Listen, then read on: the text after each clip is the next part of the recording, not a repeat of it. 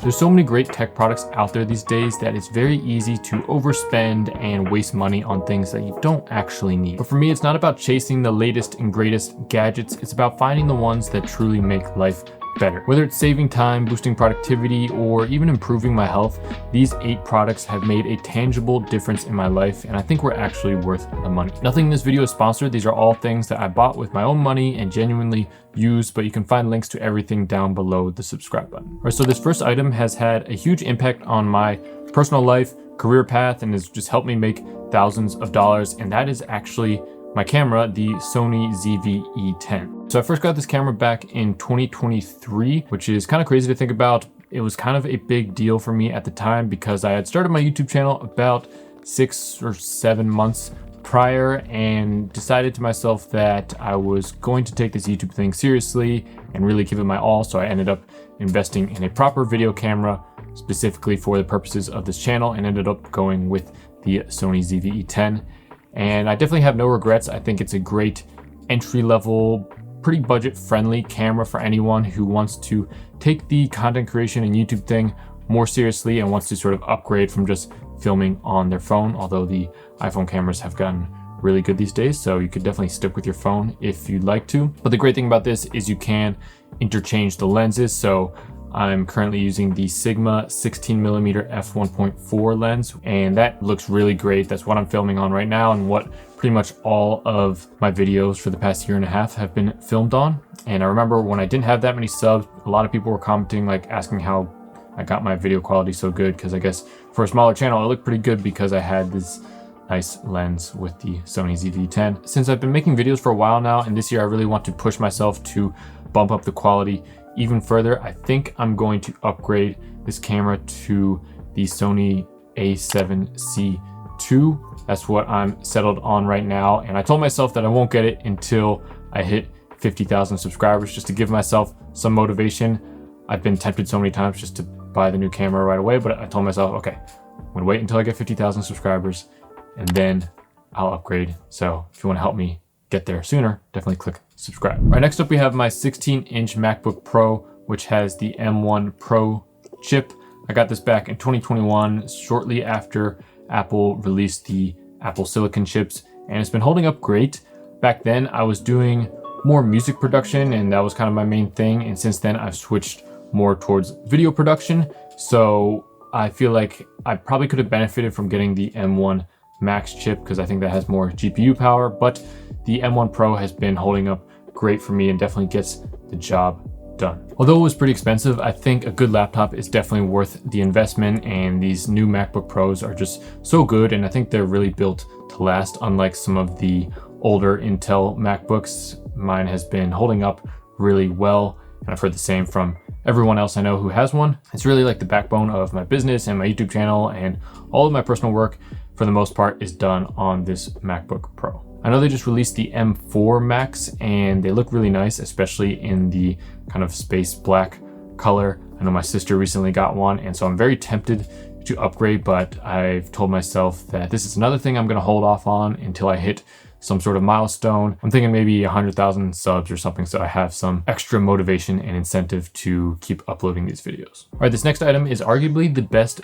value product on this entire list in terms of the returns that you could potentially get, and that is my Kindle. Although I enjoy watching YouTube videos, listening to podcasts, etc., I still think books are king when it comes to gaining knowledge and just learning in general. There's so many great books out there, and many have changed my entire view about the world and life and probably set me on a completely different trajectory just because I read those books. And if you want to start reading more books, getting a Kindle is probably the best investment you can make. It's small, lightweight, the battery lasts forever, you can take it with you anywhere, hold unlimited books on it, and it's also a single-use device. So unlike your iPad or phone or computer, you can literally only read books on it, so you won't get distracted with other random things. All right, this next product I got late last year, and at the time it was a bit of an impulse purchase, but I have no regrets, and I don't know if you would consider it a piece of tech, but it is technology and it's an electronic, and that is my Gaggia Classic Espresso machine. After living in New York last summer and going to some of the local cafes, I got into the hobby of making coffee. It's kind of a dangerous hobby to get into because you can very quickly go down this rabbit hole of spending a lot of money on random things. But I ended up getting this espresso machine because it was one of the highly recommended sort of entry level machines, and I don't see myself ever upgrading anytime soon because it definitely gets the job done for my purposes, but who knows, we'll see in a couple years. But getting this machine has not only helped me save money by making espresso and lattes at home, but it's become a part of my daily routine that I genuinely enjoy and I think makes just my mornings and my daily life more enjoyable, which is often overlooked these days, I think. And if you can have fun just living your everyday life and doing the different things in your routine, then you're going to be a lot more likely to stay consistent in the long run. Next up, we have my favorite fitness tracker, not the Apple Watch, but my Oura Ring. So after seeing a bunch of family members suffer from various health problems over the past few years, I've really come to recognize the importance of taking care of your health, sleep, exercise, nutrition, all that good stuff. And I think one of the best ways to start doing that is through tracking your own personal health data. And they make a lot of great fitness trackers out there. I've tried plenty of them: Apple Watch, Whoop, Oura Ring, and the one I like the best is definitely the Oura Ring. Some of my friends got it for me for my birthday a couple years ago, so shout out to them. But it's definitely my favorite because, one, I think the readings it gets are a little more accurate because it's so much closer to your skin compared to the wristbands like Apple Watch and Whoop, which can kind of move around easily. This one is kind of consistently up against your skin. The battery also lasts way longer because there's no screen, so I think it lasts like a week or something, and so you can basically keep it on the entire time. The only time I take it off is when I go take a shower, and by the time I'm done, the thing is fully charged to 100%. But the Oura Ring's focus is definitely more on sleep compared to the other fitness trackers, and I think sleep is probably the most important one to track because without a actual fitness tracker, it's hard to kind of estimate how much you're sleeping. You may have an idea that, okay, well, I went to bed at 10 and woke up at 6, so I got 8 hours of sleep.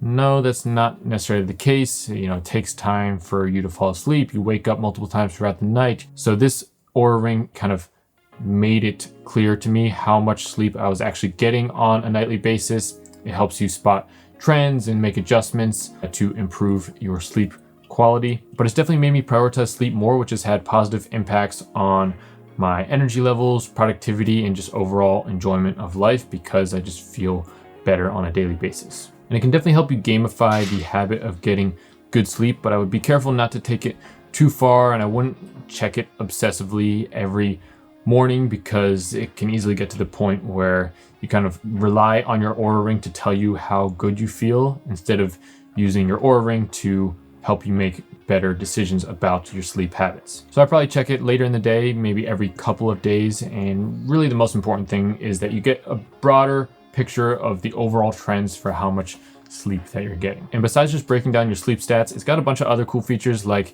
sleep chronotype, so kind of telling you your natural optimal wake up and sleep time, symptom tracker, so it'll tell you when you might be experiencing some symptoms or signs of a cold, step tracker, meal timing, various data related to cardiovascular health, resilience, stress, lots of great features. And it does have a subscription, I believe, but it is significantly cheaper than Whoop. I think it's maybe like $5 a month, which is definitely worth the investment in my opinion. All right, next up, if you've seen my recent morning routine video or any of my vlogs, you might know that I got these Philips Hue smart light bulbs. And these are definitely one of my favorite things that I've gotten recently. They just help make the vibes in your room or office space so much better because you can change the lights to different colors, different brightnesses. You can even set automations so that maybe you have the lights turn red at night, or I have one where they basically gradually brighten 15 minutes before my alarm or whenever I want to wake up. So it kind of helps me naturally wake up to light as opposed to just relying on an obnoxious alarm clock. And these Philips Hue ones specifically are definitely some high quality stuff and better than any other smart lighting systems that I've tried in the past. It has a nice app that works really smoothly, so you can change the colors around just like this. Oh yeah, you can set up all these scenes and stuff. You can even have different lights change to different colors. So like this one's blue and that one's kind of purple. Cool stuff.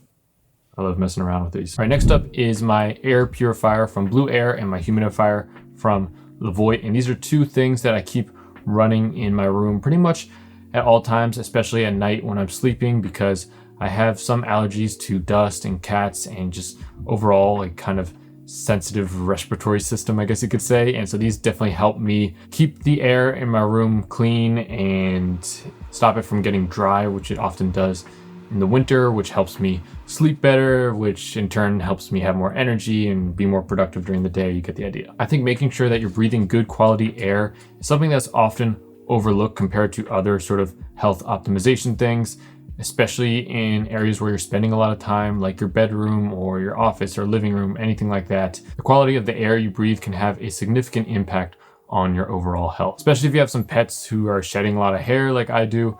It's definitely worth getting a good air purifier.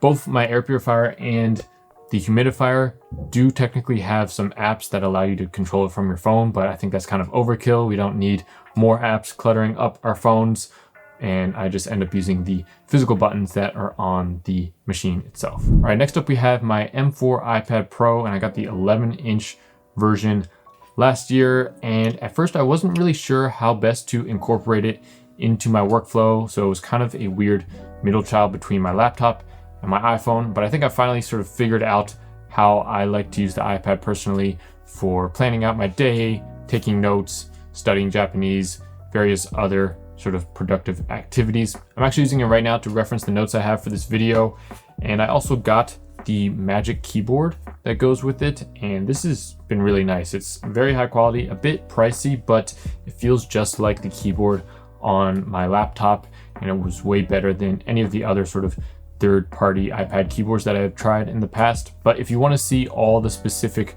sort of productive ways that I use my iPad on a daily basis, click this video here. You can also click here to subscribe. See you next week. Hope you have a great rest of your week or weekend, wherever you are.